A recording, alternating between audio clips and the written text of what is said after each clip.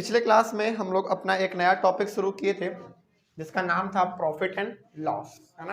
यानी कि profit and loss हमारा जो टॉपिक है वो शुरू तो हो चुका था और शुरू होने के साथ साथ हम लोग 3 उसका सवाल भी बना चुके थे, है ना। पहला, दूसरा, तीसरा करके बनाए थे। 3 सवाल बनाने के बाद सवाल नंबर 4, 5, 6, 7 और 8 हमारे पास यहाँ पे दिया हुआ है। ठीक है, देखिए हमने कहा था पिछले वाले क्लास में कि प्रॉफिट एंड लॉस से किस किस प्रकार से सवाल बनाया जा सकता है, फॉर्मूला भी था। उस सारे फॉर्मूले के ऊपर हम लोग सवाल बना के भी देखे हुए थे। लेकिन कभी कभी क्या होगा ना, प्रॉफिट एंड लॉस में वर्ड प्रॉब्लम जैसा सवाल दे देगा इस प्रकार का। तो इसको कैसे बनाएंगे वो आज हम लोग सीखेंगे। और साथ ही साथ हमने ये भी कहा था कि हो सके तो डिस्काउंट भी पढ़ लेंगे, है ना। तो डिस्काउंट का हमारे पास 2 सवाल है, एक ये और एक ये। इसी में हमारा डिस्काउंट खत्म हो जाएगा। डिस्काउंट उतना बड़ा टॉपिक नहीं है। प्रॉफिट एंड लॉस के अंदर हम लोगों को 2 टॉपिक पढ़ना है, पहला डिस्काउंट और दूसरा टैक्स के बारे में। तो डिस्काउंट के लिए ये दोनों सवाल हमारा है। ठीक है, कैसे बनेगा वो भी हम लोग यहाँ पे जानेंगे। डिस्काउंट उतना बड़ा कॉन्सेप्ट नहीं है, बस आप देखते होंगे मार्केट जाते होंगे तो लिखता होगा 20% ऑफ, 30% ऑफ, वही चीज डिस्काउंट है, बस उसके अलावा कुछ नहीं है। तो आज हम लोग पढ़ेंगे सवाल नंबर 4, 5, 6, 7 और 8।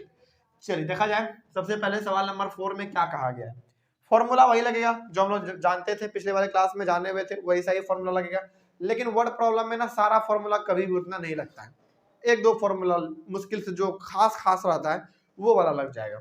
जैसे देखिए ध्यान से क्या लिखा हुआ है सवाल नंबर 4 में। लिखा हुआ रघु बाउट एन अलमीरा for ₹6,250 and spent ₹375 on it's repair. मतलब कि रघु जो है ना, सपोज कीजिए कि रघु एक दुकान वाला आदमी है, यानी कि रघु एक दुकानदार आदमी है। उसके पास अपना एक फर्नीचर का दुकान है। सपोज कर लीजिए कि रघु जो है वो रघु के पास एक फर्नीचर का दुकान है। वो अपने दुकान में बेचने के लिए एक अलमीरा लाता है, जिसको हम लोग हिंदी में अलमारी कहते हैं, है ना। तो वो अपने दुकान में बेचने के लिए एक अलमीरा लाता है। उसको जब वो लाता है तो उसको कितना पे करना पड़ता है, ₹6,250 पे करना पड़ता है। लेकिन मान लीजिए कि लेके आया, लेकिन गाड़ी में ही उसमें कुछ नुकसान हो गया। मतलब कि गाड़ी के अंदर वो रखा हुआ था फर्नीचर और उसमें कुछ टूट गया, सपोज कर लीजिए उसका टूट गया कुछ। ठीक है, उसको रिपेयर करने में कितना लग गया, ₹375 उसको रिपेयर करने में लग गया। इसका मतलब ये हो गया कि वो रघु अपने दुकान में एक फर्नीचर लाया, कितने में, इतने में। ठीक है, लेकिन उसमें कुछ टूट फूट गया तो उसको रिपेयर करने में इतना रुपया लग गया। ठीक है, आगे बढ़ते हैं। Then he sold it for ₹6,890। उसके बाद फिर उसी अलमीरा को वो ठीक करा के ₹6,890 में बेच देता है। ठीक है, फाइंड हिज गेन और लॉस परसेंट। तो आपको बताना है कि इस केस में रघु को गेन हुआ या फिर लॉस हुआ, यही आपको यहाँ पे बताना, वो भी परसेंट में बताना है। परसेंट का साइन लग गया, परसेंट में बताना। ठीक है, देखिए कभी भी ना याद रखिएगा, जब हम लोग किसी चीज को खरीद के लेके आते हैं, है ना, और उसमें कोई खराबी हो गया, उसको ठीक कराने में जो पैसा लगता है वो पैसा हम लोग किस में इंक्लूड करेंगे, कॉस्ट प्राइस में। बात समझ में आ गई। तो जैसे सपोज कीजिए कि हम एक अलमीरा खरीद के लेके आए, ठीक है, कितने रुपए का, ठीक कराने में इतना रुपया लग गया।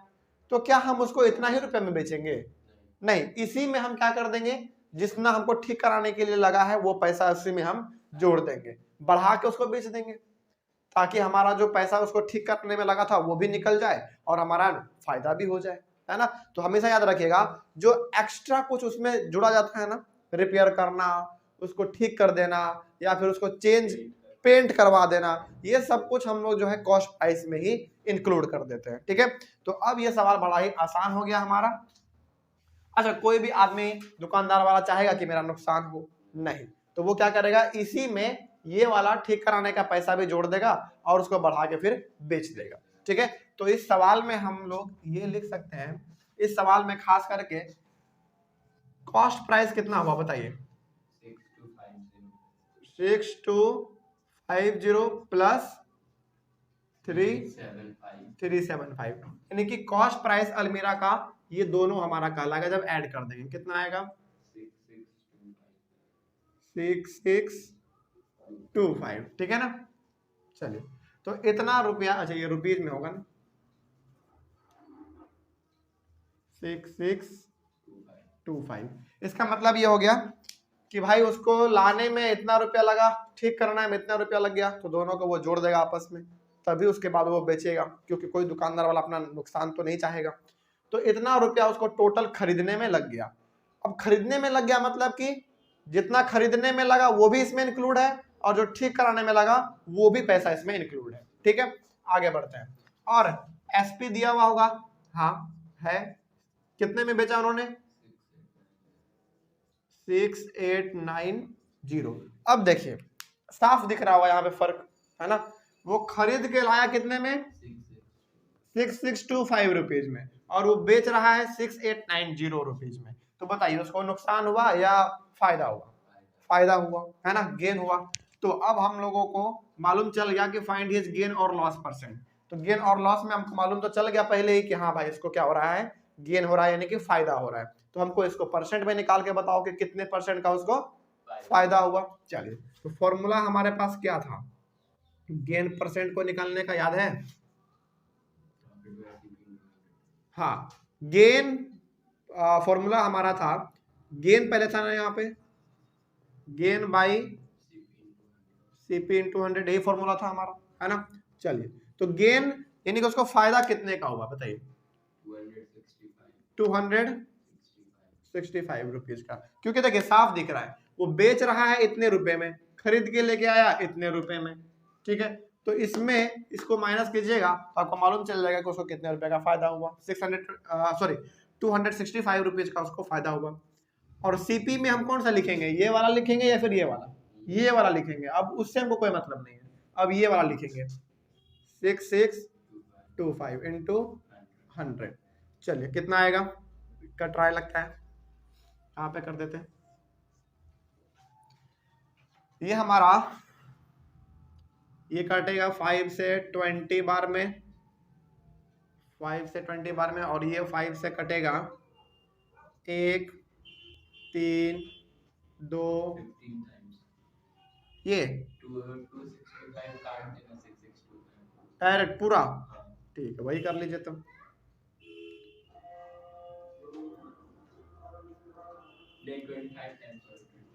25 टाइम्स, ठीक है। तो ये डायरेक्ट काटेगा इसको 25 टाइम्स में, और 25 को काट देगा 4 बार में, यानी कि हमारे पास आ गया 4%। कोई डाउट है इसमें? हो गया। तो यहाँ पे उसको कितने का प्रॉफिट हुआ? 4% का उसको प्रॉफिट हो गया। अब तो कोई डाउट नहीं इसमें। चलिए आगे बढ़ते हैं फिर। तो यहाँ पे आपने ये देखा कि भाई रघु ने इतने रुपए में उसको खरीद के लेके आया, इतने रुपए उसको ठीक कराने में लग गए, तो दोनों को इंक्लूड करके हमारा आ जाएगा पहले कॉस्ट प्राइस, ठीक है, और इतने में उन्होंने बेचा। तो साफ दिख रहा था हमको कि 265 रुपए का उसको फायदा हो रहा था। तो हमको मालूम है गेन परसेंट निकालने का formula, gain by CP into 100। चलो हो गया, 4% आ गया आंसर। सवाल नंबर 5 देखिए, ये भी कुछ उसी प्रकार का होगा। लिखा हुआ है Sohan bought a second hand refrigerator. अरे भाई सेकेंड हैंड है तो खराब तो होगा ही, है ना, सिंपल सी बात है। तो Sohan bought a second hand refrigerator, यानी कि सोहन जो है एक सेकेंड हैंड फ्रिज खरीद के अपने घर में लेके आता है 4 रुपीज, इतने रुपए में 2500 रुपीज में वो अपना एक फ्रिज खरीद के लेके आता है जो कि सेकेंड हैंड होता है। ठीक है, then spent ₹500 on its repairs, और 500 रुपये उसको ठीक कराने में वो लगाता है। ठीक है, and sold it for ₹3300। Find his gain और लॉस परसेंट। देखिए यहाँ पे ना ये वाला भी सवाल कुछ वैसा ही लग रहा है, कुछ अलग है ही नहीं, है ना, बस स्टेटमेंट का फर्क है। चलिए इसमें बताइए सीपी वो सेकेंड हैंड खरीदा इतने में, ठीक है, ठीक कराने में लग गया उसको इतना, तो टोटल कॉस्ट प्राइस कितना हो जाएगा? दोनों को ऐड कर देंगे प्लस 500 बराबर 3000।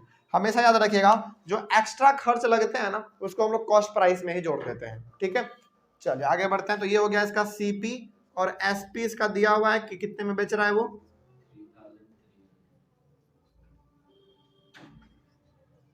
3300 में वो उसको बेच दे रहा है। देखिए अब साफ दिख रहा होगा आपको, उसको खरीदने में लग रहा है 3,000 रुपया, बेच दे रहा है वो 3,300 रुपये में, तो 300 का तो उसको ऐसे ही फायदा हो गया, है ना। यानी कि यहाँ पे भी हमको क्या दिख रहा है, गेन दिख रहा है ना। तो यहाँ पे अब आपको निकालना पड़ेगा गेन परसेंट। फॉर्मूला सेम रहेगा, पूरा फॉर्मूला ना लागू नहीं होता है। जैसे 8 हम बताए थे ना, 8 में से 3-4 फॉर्मूला ही जो शुरू का था, 4 फॉर्मूला शुरू का जो कल बताए थे, उसी में से ज्यादा इस्तेमाल होता है, बाकी 4 को उतना इस्तेमाल नहीं होता है। तो गेन परसेंट बराबर गेन होता है, गेन कितना हुआ आपको, 300 रुपए का हुआ, है ना। और पूरा सीपी कितना, 3000 इंटू 100। चलिए यहाँ पे दिख रहा है हमको 1 0 2 0 1 0 2 0। फिर यहाँ पे हमारा ये 30 से 300 कितने बार में, 10 बार में, तो कितना आ गया टोटल, टोटल आ गया 10%, यानी कि सोहन को जो है 10% का प्रॉफिट हो गया। ठीक है, चलिए आगे बढ़ते हैं। फिर सवाल नंबर 6 देखिए क्या कह रहा है। सवाल नंबर 6 कह रहा है a shopkeeper purchased 200 bulbs for ₹10 each. मतलब कि एक दुकानदार है, वो अपने दुकान में बेचने के लिए बल्ब लेके आता है, जो घरों में बल्ब बोलता है ना, ये वाला देख लीजिए यहाँ पे। तो ये 200 बल्ब अपने दुकान में लेके आता है बेचने के लिए, ठीक है। लेकिन जब वो दुकान में लाता है 200 बल्ब, तो उसको एक बल्ब पे कितना रुपए पे करना पड़ता है, 10 रुपए उसको पे करना पड़ता है, ठीक है। तो अब बड़ा सिंपल सा मैथ है ना। मतलब कि वो दुकानदार अपने दुकान में 200 बल्ब लेके आ रहा है बेचने के लिए, और एक बल्ब का दाम वो दे रहा है 10 रुपए।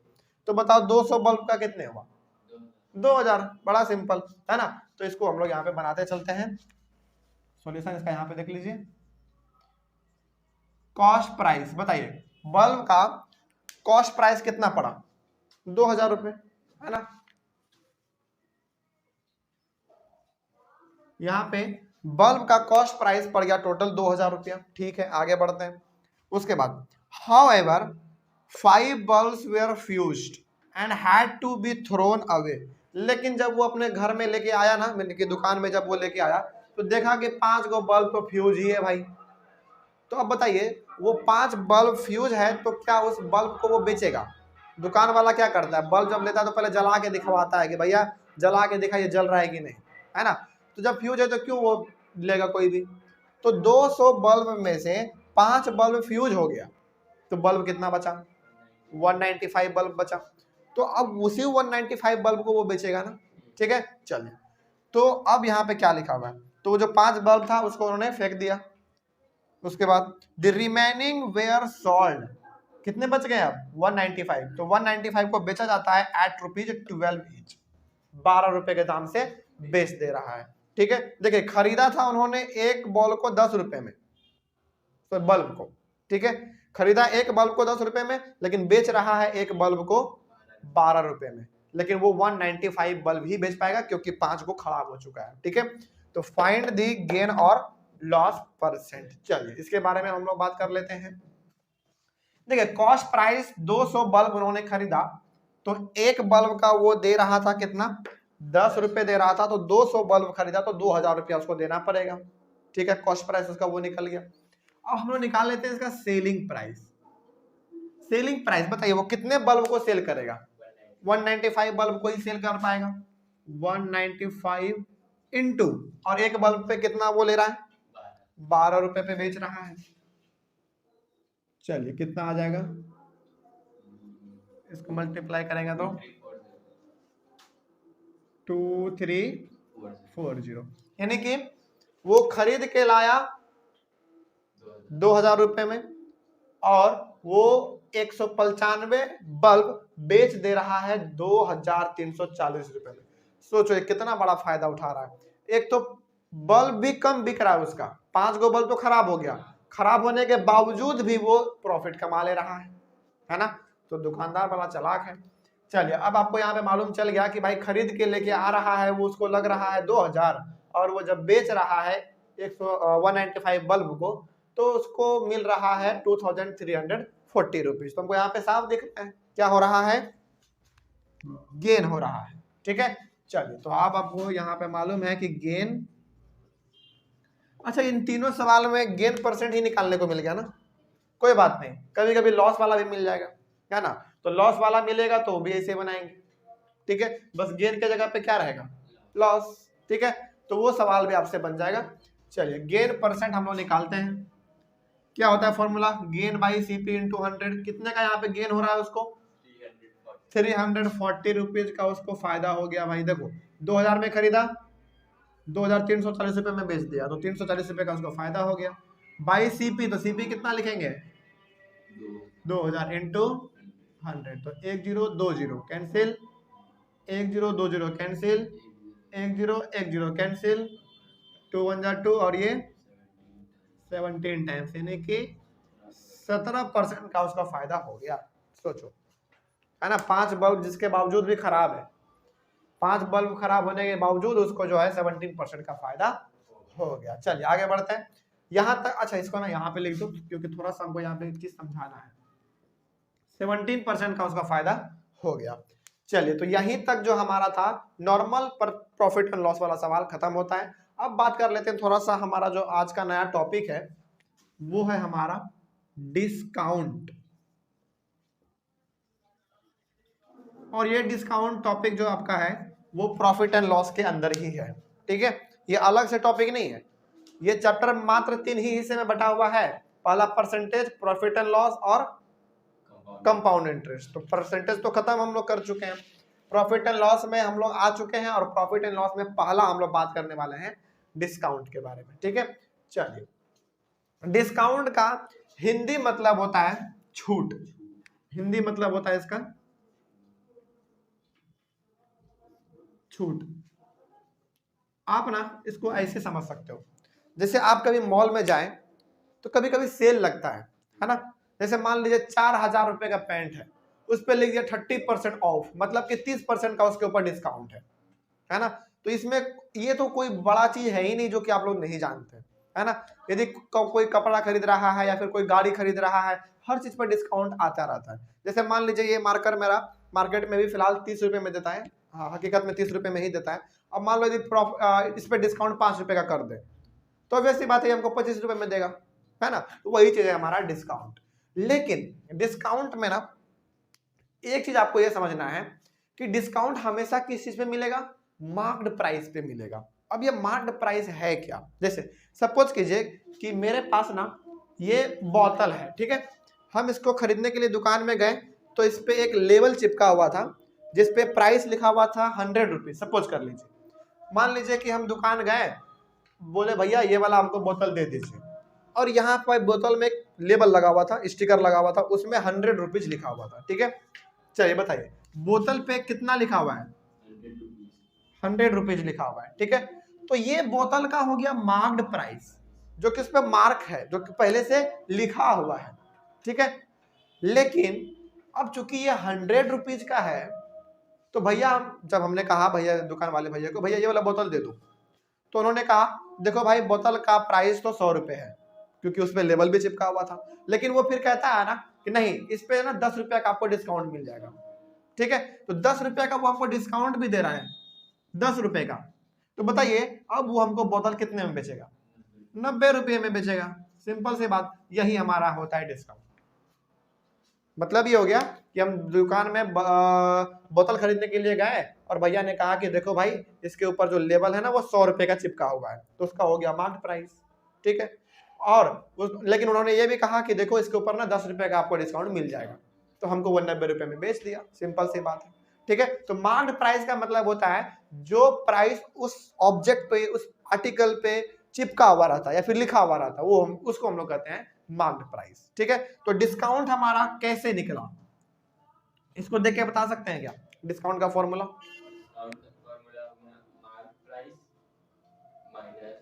सेल प्राइस, बस सिंपल। तो यहां पे डिस्काउंट का फॉर्मूला आप लिख लीजिए, discount is equals to mark price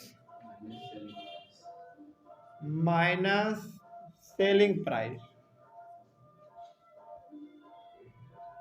ये होता है हमारा डिस्काउंट का फॉर्मूला, ठीक है। इस चीज को आप याद रखने वाला कोई बड़ा बात नहीं है, याद रहे तो भी ठीक है, नहीं रहे तो भी ठीक है, क्योंकि डिस्काउंट उतना बड़ा कॉन्सेप्ट है ही नहीं। सिंपल सा है, ठीक है। चलिए, तो डिस्काउंट यदि आपको निकालना है तो जो मार्केट प्राइस है वो पता कर लो, उसमें माइनस कर दो सेलिंग प्राइस को, किसको कितने में बेचा जा रहा है। जैसे उस बोतल का मार्केट प्राइस कितना था, उस बोतल का मार्केट प्राइस था 100 रुपीज, ठीक है, वो हो गया उसका मार्केट प्राइस। उन्होंने हमको बेच कितने में दिया, 90 रुपए में बेच दिया, तो हमको कितने रुपए का प्रॉफिट हो गया, सॉरी प्रॉफिट नहीं, डिस्काउंट, हमको डिस्काउंट मिल गया 10 रुपए का। बड़ा सिंपल, मार्केट प्राइस में सेलिंग प्राइस माइनस कर दो, डिस्काउंट आपको कितना मिला मालूम चल जाएगा, ठीक है। कोई डाउट अब इसमें? चलिए, अब जब ये चीज समझ में आ गया है तो अब हम लोग अपने सवाल की ओर आगे बढ़ सकते हैं। दो सवाल हमने लिया है यहाँ पे डिस्काउंट से, देख लीजिए। लिखा हुआ है सबसे पहला, एन आइटम, और हाँ ये चीज और याद रखिएगा हमेशा, डिस्काउंट जब भी निकाला जाएगा वो किसके ऊपर निकाला जाएगा, मार्क्ड प्राइस के ऊपर निकाला जाएगा। और प्रॉफिट एंड लॉस हम लोग जब निकालते हैं वो किसके ऊपर निकालते हैं, कॉस्ट प्राइस के ऊपर, है ना। हमेशा इस बात को, दो बात को याद रखिएगा, ठीक है। प्रॉफिट एंड लॉस जब भी हम लोग निकालते हैं तो कॉस्ट प्राइस पे निकालते हैं, ठीक है। और इसीलिए आपने देखा होगा फॉर्मूला में भी, देखिए है ना, नीचे में ये तो हम लोग गेन निकाल रहे हैं तो सीपी नीचे में लिखे हैं, गेन परसेंट निकाल रहे हैं तो नीचे सीपी लिखे हुए हैं, लॉस परसेंट निकालते हैं तब भी नीचे में सीपी रहता है ना। तो प्रॉफिट एंड लॉस जब भी हम लोग निकालते हैं उसमें हम लोग सीपी के ऊपर निकालते हैं, यानी कि कॉस्ट प्राइस को ध्यान में रखते हुए निकालते हैं, ठीक है। लेकिन जब हम लोग डिस्काउंट निकालेंगे तो डिस्काउंट हम लोग मार्क्ड प्राइस के ऊपर निकालेंगे, ठीक है। चलिए आगे बढ़ते हैं। सवाल नंबर 7 देखा जाए क्या लिखा हुआ है। लिखा हुआ है एन आइटम मार्क्ड एट ₹840। इसका मतलब यही, यहां तक में हमको ये समझ में आ गया कि भाई कोई एक ऑब्जेक्ट है, कोई एक आइटम है, ठीक है, उसका जो मार्केट प्राइस है वो 840 रुपया है, ठीक है। इज सोल्ड फॉर ₹714, लेकिन उसको बेच कितने में दिया जा रहा है, 714 रुपए में बेच दिया जा रहा है। मार्केट प्राइस इतना है, सेलिंग प्राइस इतना है, ठीक है।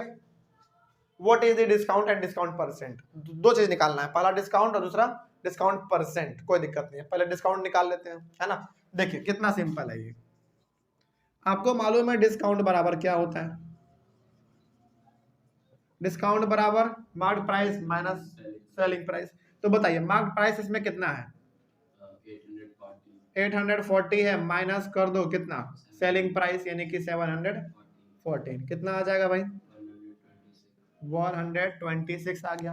ये 126 क्या हो गया हमारा, डिस्काउंट हो गया। मतलब कि वो जो ऑब्जेक्ट 840 रुपए का था उसको हमको बेच दिया गया 714 रुपए में, तो हमको जो है 126 रुपए का डिस्काउंट मिल गया, ठीक है। चल, अच्छा डिस्काउंट मालूम है क्यों दिया जाता है, कस्टमर को अट्रैक्ट करने के लिए, है ना, कि ताकि हमारे दुकान में कस्टमर आए, ज्यादा से ज्यादा सामान लेके जाए। अच्छा क्या हकीकत में कभी वो डिस्काउंट देता है क्या, नहीं देता है वो, हाँ बिल्कुल, प्राइस बढ़ा देगा और डिस्काउंट लगा देगा, घुमा फिरा के बात वही पर जाता है। हाँ, दुकानदार वाला इतना बुड़बा कि भाई हम डिस्काउंट देके अपना घाटा में चलेंगे, कभी नहीं। मान लीजिए ये बोतल 100 रुपए का है और वो इसमें 10 रुपए का प्रॉफिट दे रहा है, इसका मतलब कि वो 10 रुपए घाटा सह रहा है, नहीं, बल्कि वो 10 रुपए प्रॉफिट और कमा रहा होगा, वो हम लोगों को पता नहीं चलने देता है बस, है ना। तो वो खैर अलग बात है, मैथ में हम लोग इतना ही पढ़ेंगे, ठीक है। तो 126 रुपए का हमको डिस्काउंट मिल गया, ठीक है। तो ये डिस्काउंट हो गया, लेकिन इसका हम लोगों को परसेंट में निकालना है, ठीक है। चलिए, और हमने पहले ही कहा आपको कि डिस्काउंट किस पे निकलेगा, मार्केट प्राइस पे निकलेगा। तो यहाँ पे हम लोग निकालेंगे अब डिस्काउंट परसेंट बराबर बाई 840। क्यों, क्योंकि देखिए 126 रुपए का हमको डिस्काउंट तो मिल ही गया, लेकिन डिस्काउंट निकालेंगे किसके ऊपर, मार्क्ड प्राइस के ऊपर, सिंपल। और चूंकि आप डिस्काउंट परसेंट निकाल रहे हैं, परसेंट निकालने के लिए तो हमको 100 से मल्टीप्लाई करना पड़ेगा। तो 1 0 से 0 कैंसिल, और ये हमको लगता है नहीं कटेगा, अच्छा चलो, और ये 42, हाँ ये आप इसको डायरेक्ट कट जाएगा एक बार में, और ये 3 बार में ना, हाँ। तो आपके सामने आ गया 15%। तो हमको जो है 126 रुपए का डिस्काउंट मिल गया, लेकिन यदि उसी चीज को परसेंट के हिसाब से देखें तो 15% का हमको डिस्काउंट मिल गया, ठीक है। चलिए आगे बढ़ते हैं। तो उस मतलब ये हो गया कि उस ऑब्जेक्ट के ऊपर कितना % डिस्काउंट चल रहा होगा, 15% डिस्काउंट चल रहा होगा। चलिए इसी चीज से, इसी तरीके से ना आप मॉल में जाएं या फिर बाजार में कहीं पे भी जाएं, तो यदि कोई चीज डिस्काउंट में मिल रहा है तो आप इस प्रकार से पता लगा सकते हैं कि हमको कितना % का डिस्काउंट मिल रहा है या फिर कितने रुपए का डिस्काउंट मिल रहा है। ठीक है, आप पता कर सकते हैं ऐसे, यही तरीका है। चलिए आगे बढ़ते हैं। सवाल नंबर 8 क्या कह रहा है?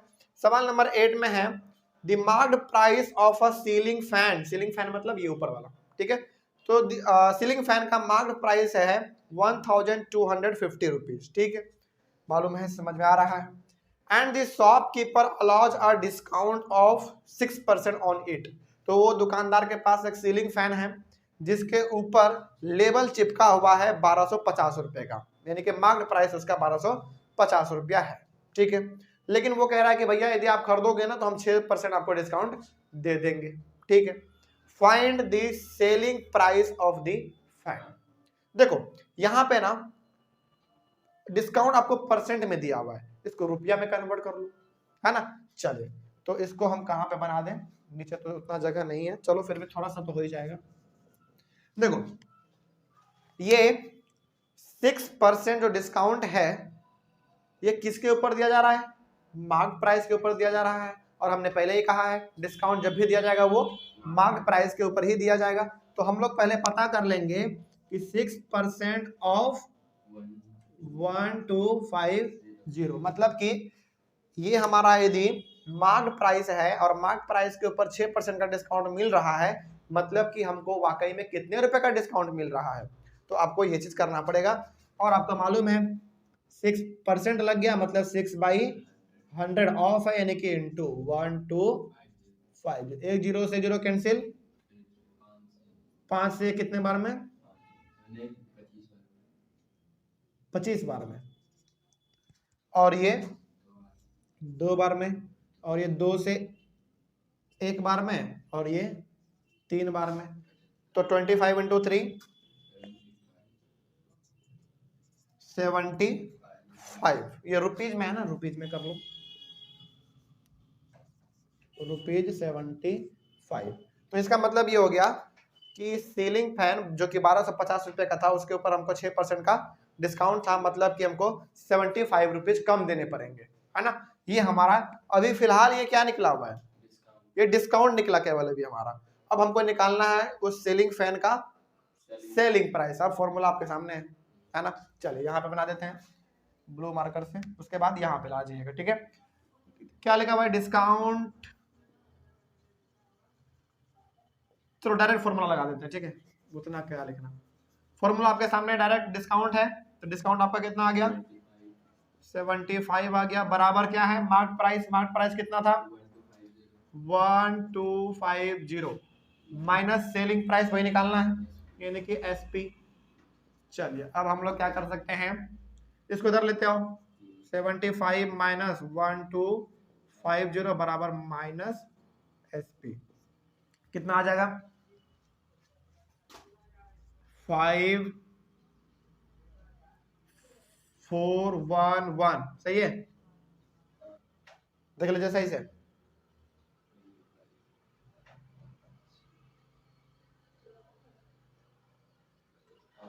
ठीक है, चलिए तो ये माइनस में रहेगा ना, बराबर माइनस एसपी, दोनों तरफ का माइनस माइनस कैंसिल, तो 1145 बराबर एसपी। तो ये जो 1145 आया है ये हमारा सेलिंग प्राइस हो गया। तो अब इस सवाल का यदि हम लोग कंक्लूजन निकालना चाहें तो हम लोग ये निकाल सकते हैं कि भाई देखो उस पंखे का मार्क प्राइस, उसके ऊपर जो लेबल चिपका हुआ था वो 1250 रुपए का था, ठीक है। उसके ऊपर जो है हमको 75 रुपए का डिस्काउंट मिल गया, तब जाके हमको इतना में वो यानी कितना हमको पे करना पड़ा, ठीक है। बस यही था हमारा डिस्काउंट के बारे में। डिस्काउंट इतना ही है, उसके अलावा इसमें कुछ खास बात नहीं है। चलिए इसके बाद डिस्काउंट के बाद हमारा एक टॉपिक और छूट रहा है इसमें, वो है टैक्स वाला, है ना। ये टैक्स वाला छूट रहा है, इसको हम अगले वाला क्लास में कवर कर देंगे। उसके बाद फिर हमारा जो पूरी तरीके से प्रॉफिट एंड लॉस था वो खत्म हो जाएगा, उसके बाद चलेंगे हम लोग अपने कंपाउंड इंटरेस्ट में, ठीक है। चलिए ऑनलाइन वाले बच्चे पहले आप एक बार इसका स्क्रीनशॉट ले लीजिए। स्क्रीनशॉट लेने के बाद हम लोग अपने अगले वाले क्लास में पढ़ेंगे टैक्स के बारे में, और टैक्स के बारे में पढ़ते ही हमारा जो प्रॉफिट एंड लॉस टॉपिक था वो खत्म हो जाएगा। ठीक है, चलिए मिलते हैं अगले वाले क्लास में। Thank you very much and have a nice day.